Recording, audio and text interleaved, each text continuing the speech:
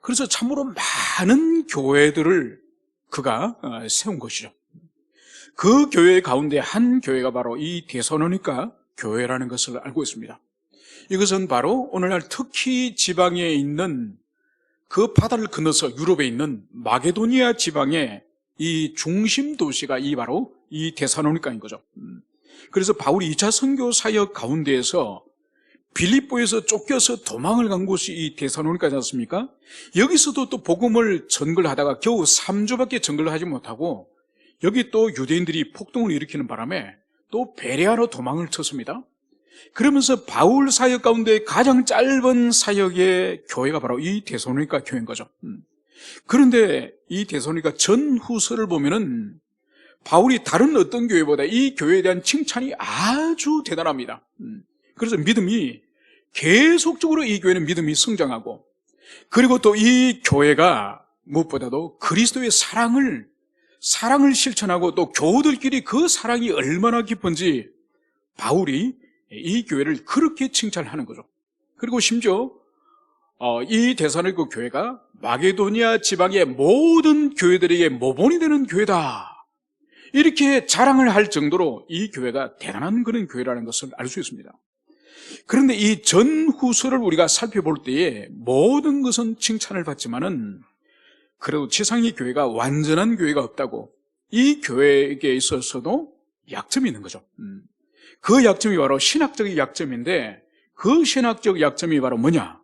그것이 바로 종말론에 관한 약점이 이 교회에 있는 것을 볼 수 있습니다. 그래서 저희들이 먼저 읽었던 데살로니가 전서 4장의 13절부터 18절까지 이 말씀은 종말론 가운데에 예수님이 재림에 오시는 그 재림과, 그리고 예수님이 오시기 전에 먼저 죽은 사람은 주님의 그 재림의 그 은택으로서 소외되는 것이 아닌가, 이 의구심을 이 사람들이 가지고 있는 거죠.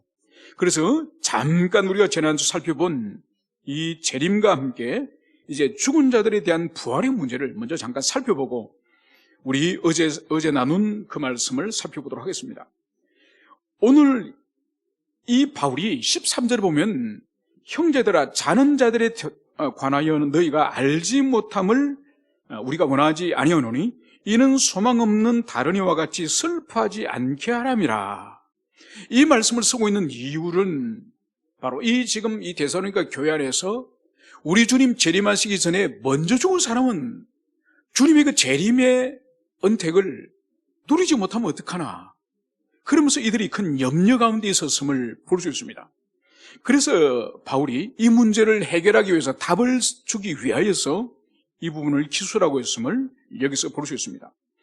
그래서 오늘 14절에 보면은 우리가 예수께서 죽으셨다가 다시 살아나심 같이 믿을진데 이와 같이 예수 안에서 자는 자들도 하나님이 그와 함께 데리고 오시리라. 바로 바울은 예수님이 분명히 죽으셨고, 분명히 죽으신 예수님이 3일 만에 확실히 그분이 부활하신 것처럼 바로 우리 주님이 이 땅에 다시 재림에 오실 그날에 먼저 죽은 사람들 다 이제 하나님께서 다 데리고 오실 것이다, 이것을 여기서 말씀을 하고 있는 것을 볼 수 있습니다. 그러면서 이제 15절에 보면 우리가 주의 말씀으로 너희에게 이것을 말하노니, 그리고 바울이 지금 자기 말을 하는 것이 아닙니다. 주의 말씀으로 지금 교회를 향해서 권면을 합니다. 바로 주께서 강림하실 때까지 우리 살아남아 있는 자도 자른 자보다 결코 앞서지 못하리라. 그러니까 우리 주님이 재림에 오실 때에 이 부활과 주님을 맞이하는 사람들의 순서를 지금 말하는 거예요. 결코 땅에 지금 죽지 않고 살아남은 그 사람이 결코 먼저 죽은 사람보다 앞서지 못한다. 그래서 재림에 오시는 주님을 만나는 순서가 있음을, 그것을 오늘 바울이 여기서 말씀을 하고 있는 거죠. 그래서 16절, 주께서 호령과 천사장의 소리와 하나님의 나팔 소리로 친히 하늘로부터 강림하시리니 그리스도 안에서 죽은 자들이 먼저 일어나고, 바로 주님의 재림과 함께 주님이 오시고 천사장의 나팔 소리와 천사들이 이제 함께 강림할 때에 먼저 죽은 자들이 먼저 부활하여서 예수님을 먼저 영접하시고 만난다는 거예요. 그리고 이제 17절, 그 후에 우리 살아있는 자들도 그들과 함께 구름 속으로 끌어올려 공중에서 주를 영접하게 하시리니 그리하여 우리가 항상 주와 함께 있으리라. 그래서 죽은 자들이 먼저 무덤에서 부활하여서 주님을 먼저 만나고, 그러고 나서 이 땅에 아직 죽지 않고 살아있는 생존자 가운데서 그리스도 안에 있는 자들이 호련히 이제는 영광스러운 몸으로 변화되어서 하늘로 들림을 받아서 공중에서 예수님을 만나고 영접하고, 그러고 나서 이제 주님과 함께 이 땅에 내려오는 거예요. 그러니까 여기서 이 부분을 이 세대주의자들은 휴거의 교리를 가지고 공중의 들림을 받고, 그래서 예수님을 공중에서 만나서 이제 이 택함을 받은 이 사람들은 예수님과 어느 다른 처소에 가 있는 거예요. 그런 사이에 이 지상에 7년 대환란이 온다는 거예요. 그래서 7년 대환란을 이 들림을 받은 이 휴거받은 이 그리스도인들은 당하지 않는다. 이게 그 세대주의자들의 가르침인 건 옳지 않습니다.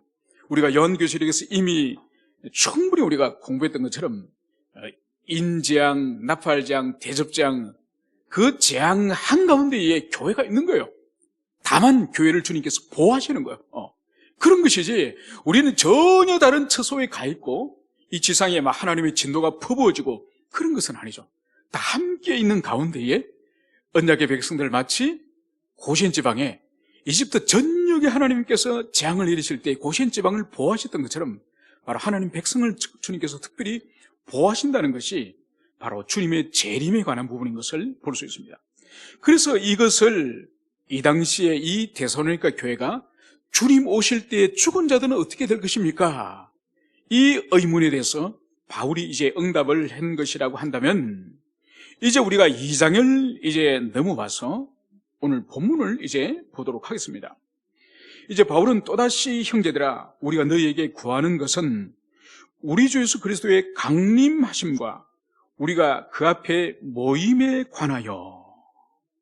여러분, 이제 바울이 간절히 이제 구하는 것은 이제 우리 주님이 이제 강림하신가, 우리가 그 주님 앞에 모이는 이것에 대해서 이제 말씀을 전하려고 하는 거죠. 여러분, 오늘 우리가 좀 찬송할 때에 나팔 불 때 나의 이름, 그럴 때 천사들이 세계 만방에 가서 믿는 자들 모으리, 그 말씀, 이 말씀이에요. 그래서 주님의 재림에 관한 이 교리는 가장 상세하게 마태복음 24장에서 예수님이 직접 재림의 때에 대해서 직접 주님이 가르쳐 주세요.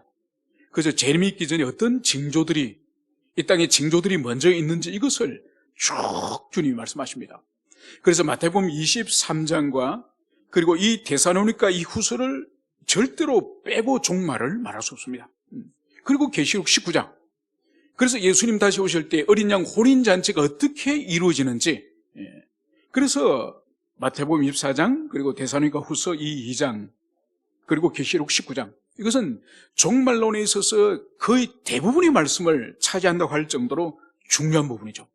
그래서 지금 이 데살로니가 교회의 문제가 무엇인지 오늘 보여주는 것이 바로 주님의 강림, 재림의 문제를 지금 바울이 또다시 전서에서 기록했을 뿐만 아니라 후서에서 또다시 기록을 할 정도로 이 교회의 문제가 심각하다는 것을 여기서 볼 수 있는 거죠. 여러분, 이것이 이제 종말과 재림의 문제인데 교회 역사적으로 이 문제는 아주 심각했습니다. 그래서 초대교회 때 AD 한 160년경에 이단 중에서 바로 이 종말론 이단이 몬타누스라고 하는 이단이 있었습니다. 이 몬타누스가 뭘 주장했는가 하니까 하늘로부터 새 예루살렘이 오늘날 소아시아 지방, 그리고 오늘날 터키 지방이죠. 그 터키 지방에 하늘로부터 새 예루살렘이 거기에 강림한다고 주장을 합니다. 그래서 모든 사람들은 이 소아시아 지방 그 지역으로 다 모여야 된다는 거죠. 그래야 거기에 새 예루살렘에 참여할 수 있기 때문에. 그런데 그 몬타누스가 주장했던 것이 불발이 된 거예요. 그래서 그 지역에 사람들이 모였는데 하늘로부터 새 예루살렘이 강림을 하지 않는 거예요. 그래서 이 몬타누스가 또 다른 거짓말을 지어내죠. 그래서 또 다른 지역에 임한다고 또 다른 지역에 임한다고 또 다른 거짓말을 하는 거죠. 그래서 많은 사람들이 또 다른 지역으로 몰려갔지만은 하늘로부터 새 예루살렘 성은 임하지 않았습니다. 여러분, 이것은 20세기 들어와서 여호와의 증인이 1914년도에 여호와의 증인이 바로 하늘로부터 예수의 영이 이제 임하여서 재림이 이제 이루어졌다고 그들이 주장했습니다. 그런데 1914년 이후에 아무 일도 일어나지 않았습니다. 여러분, 이 시한부 종말론적인 이러한 것은 우리 한국에서도 재현되었죠, 그죠? 1993년입니까? 93년 10월 28일 그날 밤에 하늘로부터 이제 들림을 받고, 그래서 다미성교회에서 모든 사람들이 흰 가운을 다 입고 그날 밤에 어린 양 혼인잔치 준비하라고, 그래서 모든 사람들이 흰 가운을 입고 그날 밤에 기다려도 어떤 일이 벌어졌습니까? 아무도 하늘로 올라간 사람 없습니다. 올라가기는커녕 오히려 그 교주라는 그 사람이 이제 올라갈 거기 때문에 다 집에 있는 재산 다 갖다 바치라고. 그리고 자기 금관에는 미국 US 달러부터 해가지고 금부치부터 해가지고 엄청난 현금을, 아니 자기는 안 올라가려고 그럽니까? 왜 성도들이 올라가려고 재산 바치라 그러면서 자기 금고 속에는 가득 채웁니까? 여러분, 이런 일은 교회 역사 속에도 비일비재하였고 그 원조가 바로 오늘 이 데살로니가 교회에 있었음을 여기서 보여주고 있습니다. 여러분, 보편적으로 이 교리 가운데서 이 종말론에 관한 이 교리 문제를 가지고 문제를 일으키는 교회, 이런 교회나 이런 문제로 사고를 치는 우리 그리스도인들, 개인이나 교회나 보통 신앙의 열정이 아주 미지근한 그런 사람들에게 이런 문제가 있습니까? 아니면 열심히 지나쳐서 보통 이 종말론적인 이런 오류에 빠집니까? 말할 필요가 없죠, 그죠? 보통 평균 이하의 신앙을 가진 사람은 이 종말론 자체에 관심이 없습니다. 그날 먹고 살고 이 세상에 잘 먹고 잘 사는 그런 신앙을 가진 사람들에게는 주님이 오시든 말든지 상관없는 거예요. 그런데 보통 종말론에 이 꽂힌 교회나 이 그리스도인들은 평균 이상의 아주 열심을 가진 열정적인 그런 신앙의 사람들과 교회들이 보통 이런 거죠. 문제는 그 열정이 바른 진리와 바른 교리의 토대 위에서 그것이 세워졌느냐, 아니면은 헛된 열심을 가지고 세워졌느냐, 이 차이인 것이죠. 그래서 오늘 바울을 통하여서 하나님께서 이 종말에 관한 이 말씀을 우리가 살펴보고자 합니다. 오늘 그리스도 예수의 강림하심, 그리고 그 앞에 모임. 여러분, 이 강림이라고 하는 이 단어가 이 파루시아라는 이 단어, 이 파루시아가 뭔가 하니까 지금 바울이 이 강림이란 단어를 지금 바울이 살고 있는 이 로마 제국의 그 문화권 안에서 사용되어지는 단어가 이 파루시아요. 바로 뭔가 하니까 그 당시 왕이라든지 이 황제가 이 수도 로마에만 있는 것이 아니라 이 속주, 마게도냐 속주라든지 이 안디옥의 속주라든지 유다 속주라든지 특별히 이 황제가 자기 영토를 순회하는 일들이 있습니다. 순회를 할 때에 이제 이 황제나 왕이 그 지역을 나가면 그 지역을 다스리는 총독이라든지 지방 관리가 있을 거지 않습니까? 그 관리들이 자기 신하와 백성들을 이제 데리고 나가서 그 황제를 마중을 나가서 모시고 영접해서 들어오는 거죠. 그래서 아까 전에 우리가 읽었던 데살로니가 전서에서도 공중에서 주님을 영접하여서 이제 공중에서 주님을 만나고 모시고 땅으로 내려오는 거예요. 이것은 복음서에서는 우리 예수님이 신랑을 맞이하기 위해서 이제 그 혼인잔치를 하는 장면이 있지 않습니까? 거기도 보면은 신랑을 맞이하여서 이 신랑이 신부를 데리고 이제 자기 집으로 이제 갑니다. 그래서 혼인잔치를 하지 않습니까? 그러니까 유대적인 문화의 배경도 있고 이 그리스 로마적인 이 파루시아의 개념도 있고, 이게 뭔가 하니까 이 황제나 이 신랑을 영접하여서 모시고 와서 잔치를 벌인다는 거예요. 그런데 파루시아가 있으면은 보통 어떤 일이 있느냐? 보통 두 가지가 있습니다. 그 지방 관리가 이제 영접하고 자기의 총독 관저로 황제를 모시고 오면은 사람들이 다 백성들이 모이는 거죠. 그래서 여기서 보세요. 강림과 모임을 여기서 함께만 하고 있지 않습니까? 이제 황제가 강림을 하고 모이면은 거기서 보통 두 가지 일이 있는데, 바로 그 지역에서 어떤 상 줄 만한 사람에게는 상을 주는 거예요. 그런데 그 지역에서 평소 뭐 탐관놀이가 있다든지 아니면 지방 투어가 있어서 막 이 허세를 부리면서 백성들을 착취한 그런 지방에 아주 나쁜 그런 풍족배가 있다든지, 이런 사람은 이제 황제가 와서 사형을 시키겠죠, 그죠? 그래서 반드시 이 강림에는 상을 줌과 벌을 줌이 반드시 있는 거죠. 그래서 예수님께서 이 땅에 강림하시는 이것 또한 우리가 항상 기억해야 될 것은, 그게 바로 영원한 구원이 있고 영원한 형벌, 마지막 형벌이 있음을 여기서 볼 수 있는 거죠. 그래서 계시록 19장에서 이 부분, 강림과 이 모임에 대한 그 결과가 계시록 19장에서 어린 양 혼인잔치를 통해서 정확하게 말씀하는 거죠. 그래서 그리스도 안에 있는 자들 모두 흰 세마포 옷을 입고 주님 앞에 다 모이지만은, 그때까지 주님을 대적하였던 짐승들과 거짓 선지자들과 그리스도 밖에 있는 모든 자들은 어떻게 됩니까? 유황불못에 던져짐을 받는 거죠. 그래서 여기서 이 모임과 이 강림에 대해서 우리가 다른 계시록의 말씀이라든지 다른 말씀을 우리가 이해를 해야 될 것입니다. 그러면서 오늘 이 주님의 이 강림과 모임에 관해서 영으로나 또는 말로나 또는 우리에게 받았다 하는 편지로나 주의 날이 이르렀다고 해서 쉽게 마음이 흔들리거나 두려워하지 말아야 한다, 그지라. 여러분, 이것이 뭔가 하니까, 이제 이 주님이 강림하였다고 하는 이 소문이, 이미 주님이 강림하였다, 지금 완료 시제예요. 이것이 영으로나 말로나 또 편지로나 이것이 지금 유통되고 있다는 거예요. 이것이 지금 세상에 지금 유통되어서 지금 이 데살로니가 교회 또한 지금 흔들리고 있음을, 이것을 여기서 보여주고 있습니다. 그래서 지금 이 재림의 이 거짓된 이 가르침이 세 가지로 지금 일어납니다. 바로 영으로, 어떤 사람이 주님 재림하였다는 것을 내가 성령으로 그것을 받았다, 몬타노소처럼 그런 사람이 있는가 하면은, 또 말로서 우리가 바울 사도에게 그 말을 들었다 하더라, 거짓된 정보들이 유통되면서, 거짓된 말들이 유통되면서 이 거짓된 재림을 지금 주장하는 거죠.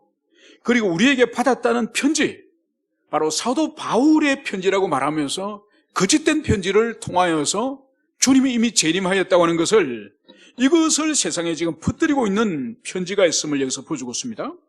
그래서 이런 것이 통하여서 주님이 임하였다 할지라도 너희들은 흔들리지 마라, 절대로 흔들리지 마라, 이것을 여기서 당부를 하고 있습니다. 여러분, 그런데 우리가 여기서 볼 것은, 왜 그러면은 몬타누스도 AD 160년에 왜 하늘로부터 주님이 재림하신다고 그렇게 떠들었고, 그리고 이 데살로니가 지방에 왜 많은 사람들이 주님의 재림에 대해서 이렇게 흔들렸을까요? 이것은 우리가 이 근거를 찾아볼 필요가 있습니다. 여러분, 마태복음 24장을 가보도록 합시다. 마태복음 24장, 우리 마태복음 24장 가운데에 어디를 찾는 거니까 24장 34절을 한 곳에 찾겠습니다. 주님이 지금 24장은 재림에 관한 교훈을 지금 하고 있는 중이에요. 자, 24장 34절 한 구절만 읽습니다. 시작. 내가 진실로 너희에게 말하노니 이 세대가 지나가기 전 이 일이 다 일어나리라.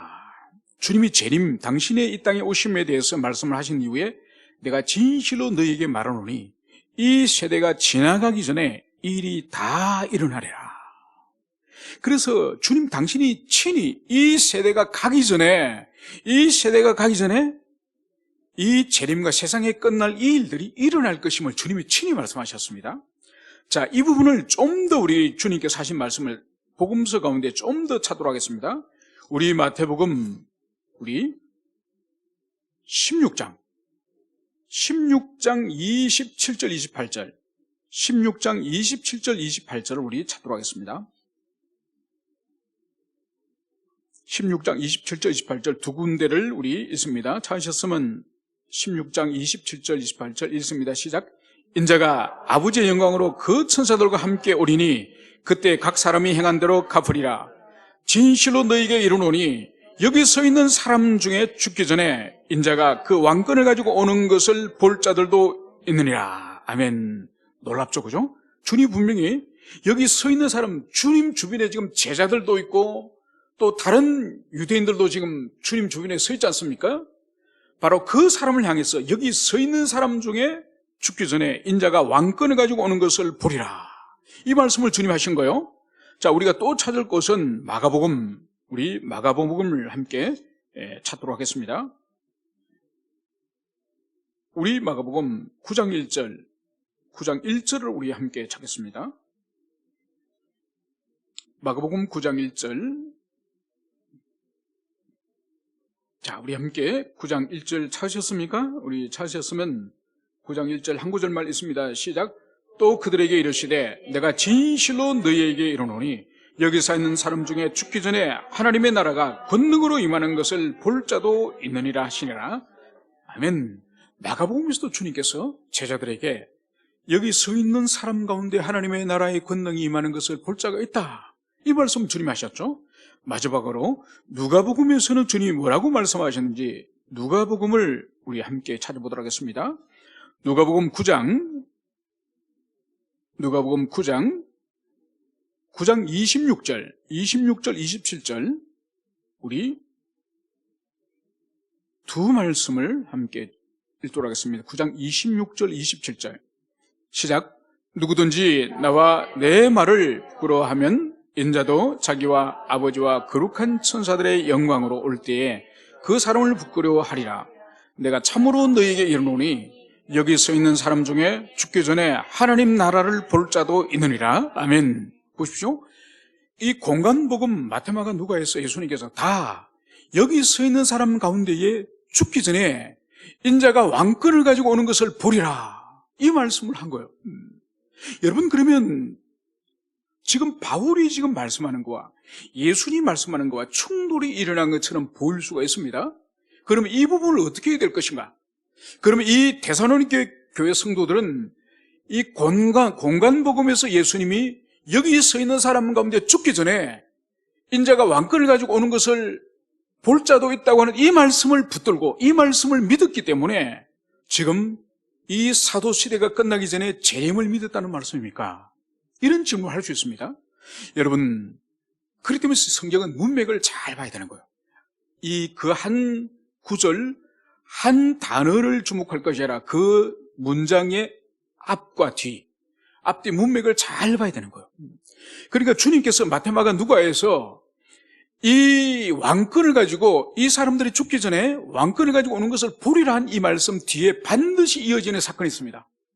그 사건이 바로 뭔가 하니까 변화산에서 예수님이 놀랍게 영광스럽게 변화되는 모습이에요. 그렇기 때문에 이 말씀을 주님의 재림으로 해석을 하면 안 된다 이거. 재림으로 해석할 것이 아니라 바로 죽기 전에 이 사람들 가운데서 인자가 하나님의 영광의 권세를 가지고 올 거라는 이것은 변화산에서 주님께서 영광스러운 광채의 모습으로 변화되지 않습니까? 그 사건을 지칭하는 거예요. 그래서 주님이 오실 사건을 의미하는 것이 아니라 여러분들이 그렇게 이제 복음서와 이 데살로니가의 이 말씀을 여러분들이 그렇게 이해하도록 하시고 이제 또다시 본문으로 이제 돌아오도록 그렇게 하도록 하겠습니다.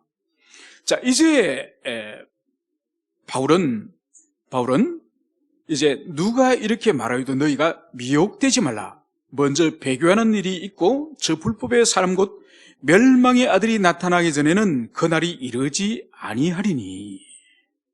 여러분, 우리 주님 오시는 재림도 마태복음에서 예수님께서 아주 상세하게 재림의 징조에 대해서 주님 말씀하셨습니다.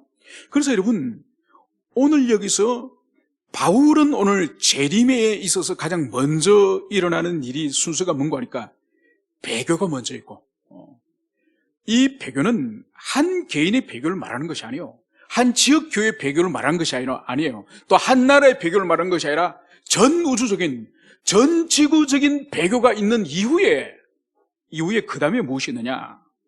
불법의 사람, 멸망의 아들이 나타난다. 여러분, 이 멸망의 아들, 이 불법의 사람이 누구냐? 바로 적그리스도를 말하는 거예요. 그래서 여러분, 주님의 재림의 이 재림의 사건은 순서가 있고 절차가 있는 것이죠.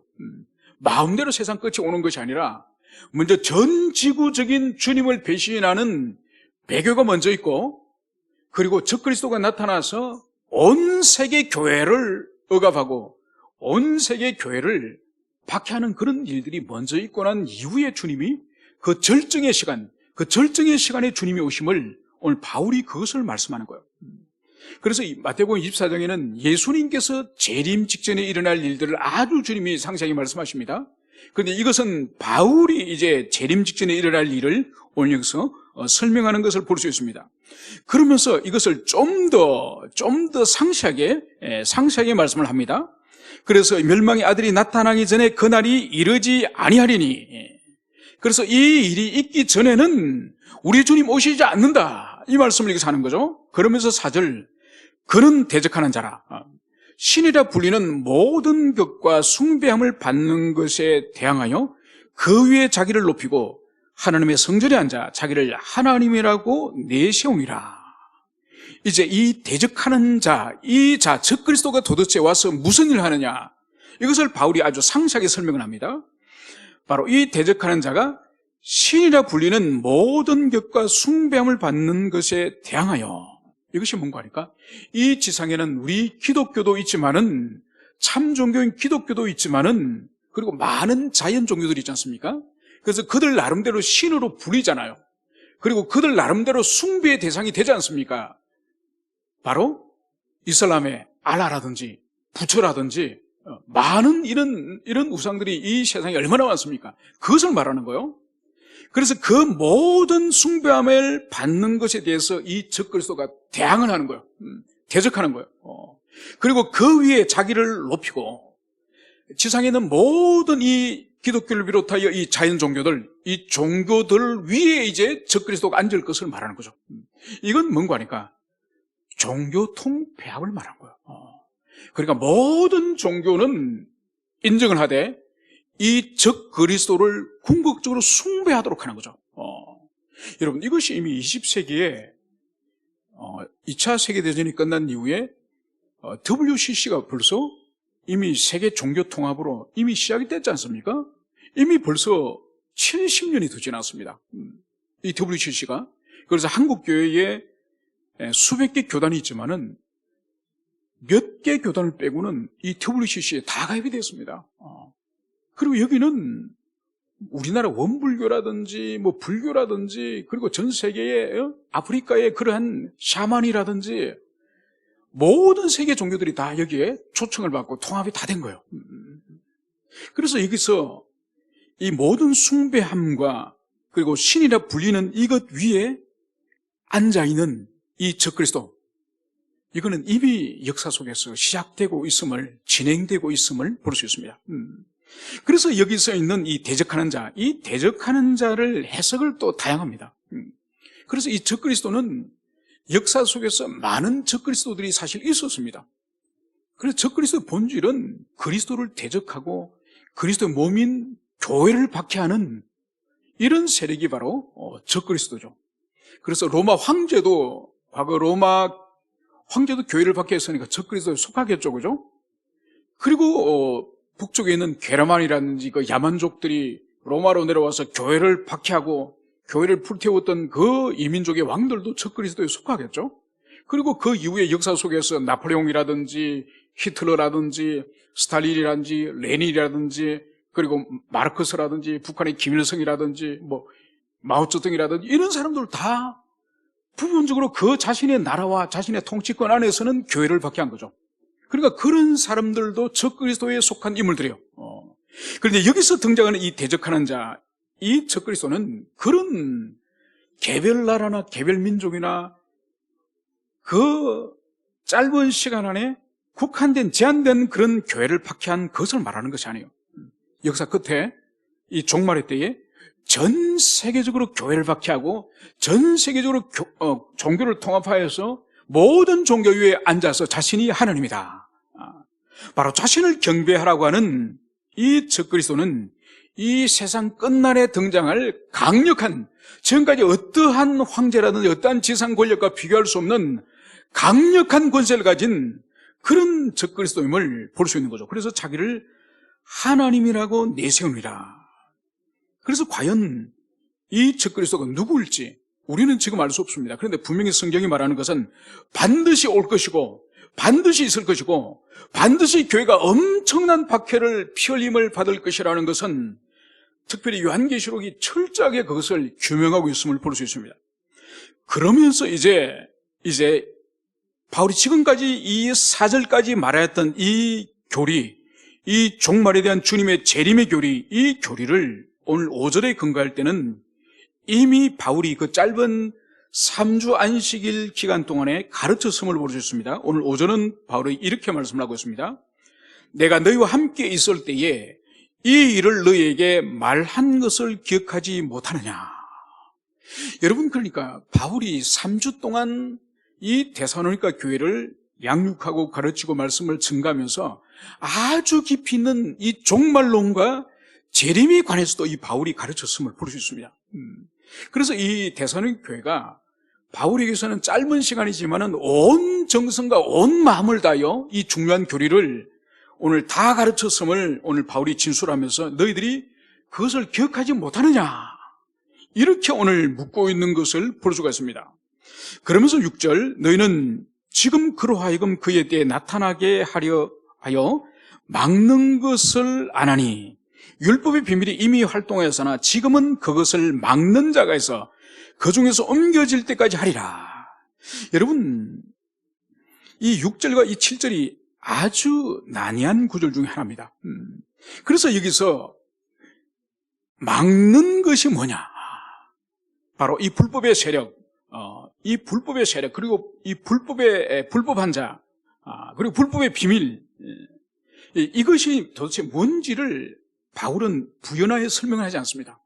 그런데 분명한 것은 이 전후 문맥이 지금 적그리스도 문맥에서 지금 또 사단의 문맥에서 지금 이야기를 하고 있습니다. 그렇기 때문에 여기서 불법의 아들 또는 불법의 비밀, 이것은 바로 적그리스도와 관계되는 것임을 여기서 볼 수가 있습니다. 그런데 여기서 보면은 이 불법의 아들은 지금 막고 있다고 말하고 있는 거예요. 억누르고 있음을 말하고 있는 거예요. 그래서 이 세상 끝에 드러날 이 적그리스도 세력은 바로 아직 통제하고 있고 억제하고 있기 때문에 마음대로 활보하지 못하고 있음을 여기서 보여주고 있는 거죠. 여러분, 그래서 보세요. 요한계시록에 가면은 하늘에서 힘센 천사가 내려오면서 손에 무저갱의 열쇠와 쇠사슬을 가지고 내려온 장면 여러분 기억하시죠? 그래서 그 붉은 용을 잡아서 무저갱에 가두었다가 나중에 일시적으로 풀어주는 장면이 등장하죠. 그죠? 그 부분과 아주 밀접합니다. 그래서 우리 눈에는 지금 악의 세력들이 창궐하는 것 같지만은 지금 이 악의 세력을 지금 억누르고 있고 막고 있는 시기라는 것을, 이것을 볼 수 있습니다. 여러분, 그래서 보세요. 우리 눈에는 지금 우리가 사는 이 시대에 악이 점점 더 창궐하고 점점 더 통제가 안 되는 그런 세상이 되는 것 같지만은, 그러나 하나님이 완전히 풀어버리면은, 완전히 그 통제를 놓아버리면은 상상할 수 없는 그런 악으로 우리가 인류가 떨어지는 거죠. 그래서 주님 다시 오시기 전까지 어느 시점까지인지는 알 수 없지만은 지금도 막고 있는 세력이 있음을 여기서 볼 수 있습니다. 그래서 여기서 이 막고 있는 이 세력이 도대체 뭐냐? 그래서 이것은 이 인류의 보편 역사 속에 있는 이 통치 세력, 로마 제국이라든지 아니면 한나라 국가의 공권력이라든지, 이것 또한 이 악의 세력에 대해서 통제의 수단이 될 수 있거든요. 그래서 아예 통제권이 없는 이 아노미 상태, 이 상태보다는 이 불법하고 난폭한 정부를 할지라도 정부가 있는 것이 질서를 유지하기 위해서 유익한 거죠. 그래서 이 막는 세력이 도대체 뭐냐? 그래서 일반 보편적인 질서라고 해석을 하기도 하고, 두 번째로는 이 하늘의 천사, 하나님의 천사가 이 악의 세력을 지금 억제하고 있다고 해석을 하기도 하고, 세 번째로는 성령님께서 이 악의 세력을 지금은 통제하고 있다. 이렇게 해석을 하기도 하는 거죠. 그런데 여기서 우리가 볼 것은 이 불법의 사람과 여기서 7절에 보면 불법의 비밀이 등장합니다. 그런데 불법의 사람에 대해서는 우리가 적그리스도인 것을 알겠는데, 그런데 이 불법의 비밀은 이미 활동을 하고 있습니다. 불법의 사람은 아직 막고 있고 통제하고 있고 제어하고 있는데, 이 불법의 이 비밀은 이미 바울 시대 때 이미 활동하고 있는 거예요. 여기서 이 불법의 비밀이라고 말하고 있는 이것이 도대체 뭐냐? 이 비밀은 미스테리온, 인간의 이성으로나 인간의 지각으로 도무지 파악할 수 없는 아주 신비적인 영역, 이것이 비밀이에요. 그래서 이 부분을 가지고 많은 논란이 있지만은 저는 개인적으로 사단이 이 세상에 있는 우리 인생들을 종으로 삼고 인생들을 자신의 뜻대로 움직이기 위해 사용하는 특별히 미혹의 방법이 저는 이 불법의 비밀이라고 생각을 합니다. 이것이 바로 뭐냐?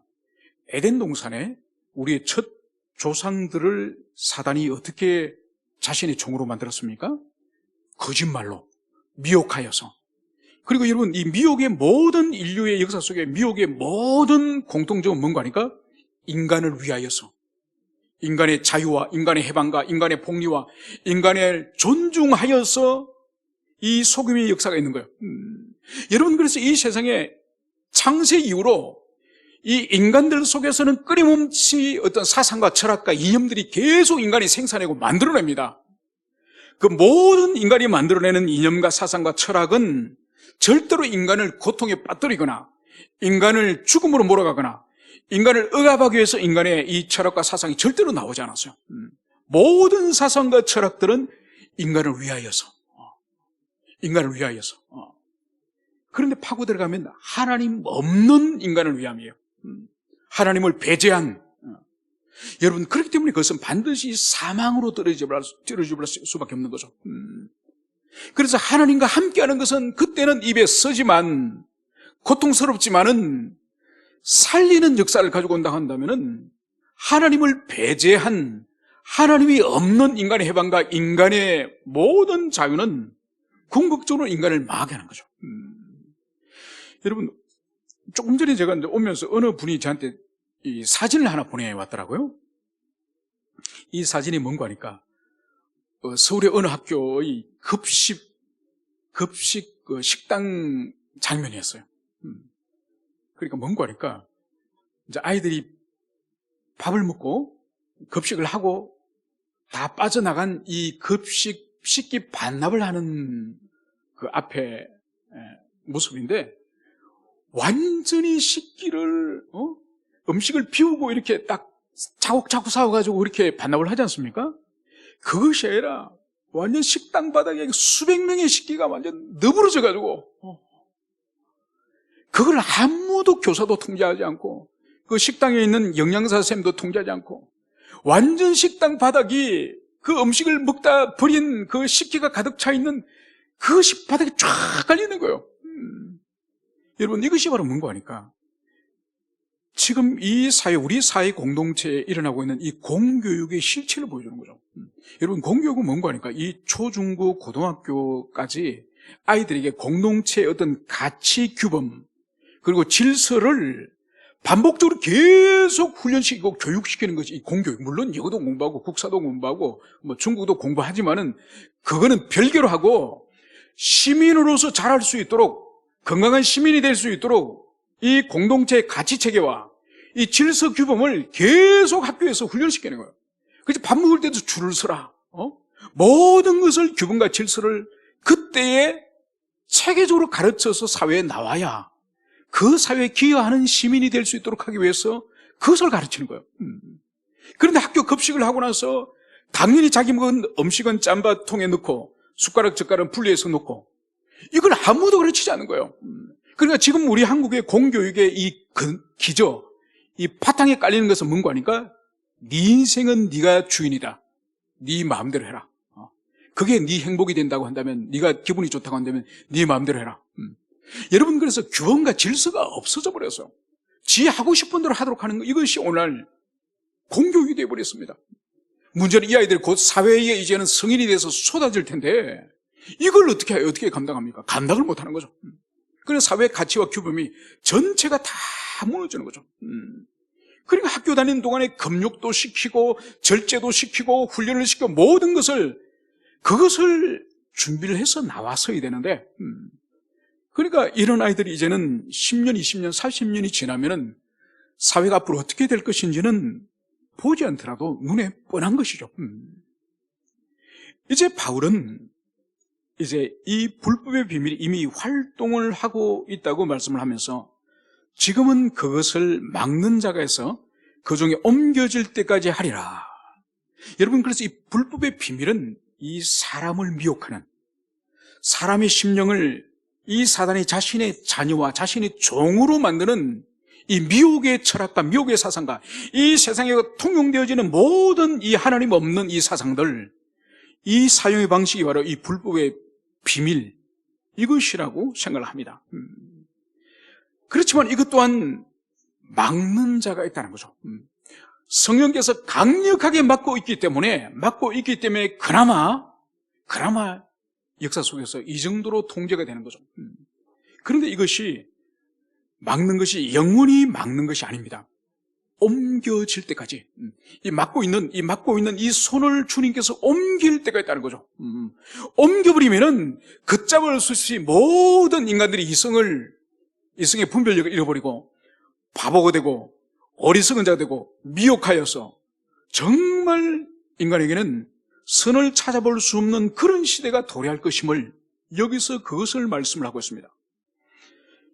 이제 말씀을 정리하고자 합니다. 이제 마지막에 있어서 이러므로 하나님이 미혹의 역사를 그들에게 보내사 거짓 것을 믿게 하심은 진리를 믿지 않고 불의를 좋아하는 모든 자들로 하여금 심판을 받게 하려 하심이라. 여러분, 역사 끝에, 역사 마지막 부분에 이제 미혹의 강력한 역사가 일어나는 거예요. 그래서 인간이 이성의 분별력을 잃어버리고 어리석은 것을 선택하고 정의가 아닌 불의를 선택하고 선이 아닌 악을 선택하는 이 미혹의 역사가 강력하게 일어난다는 거예요. 그것을 하나님이 이제 허용하시는 거예요. 막지 않으시고 허용을 하시는 거예요. 왜 허용하시느냐? 오늘 마지막 12절, 진리를 믿지 않고 불의를 좋아하는 모든 자들로 하여금 심판을 받게 하려 하심이라.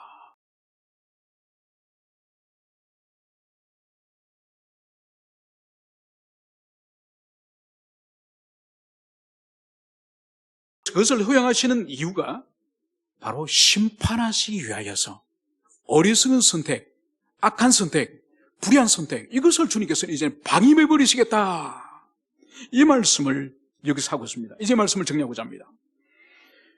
우리 그리스도 안에 있는 자는 이 마지막 때가 다가오면 다가올수록 결국은 진리를 우리가 붙잡아야 돼요. 선과 악, 참과 거짓, 정의와 불의, 이 모든 것을 분별할 수 있는 시금석이 뭐냐? 이 진리의 말씀이에요.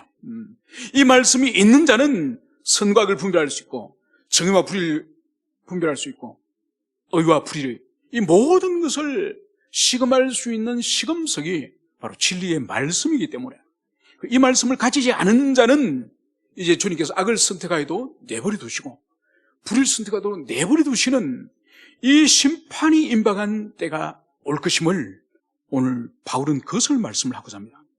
이제 이 데살로니가 교회를 향해서 바울이 마지막 이 종말에 관한 이 교리까지 오늘 후서에서 명백하게 증거하였음을 우리가 가슴에 새기며, 우리는 이미 이 데살로니가 후서도 받았고 마태복음도 받았고 계시록도 받았으니 우리는 이 데살로니가 교회보다 훨씬 더 나은 위치에 있음을 우리가 인식을 하면서 이미 주시는 이 말씀을 부지런히 탐구하고 부지런히 그 말씀을 붙잡아서 이 말세에 우리가 진리를 떠나지 않는 모든 교우들이 되었으면 좋겠습니다. 함께 기도합시다.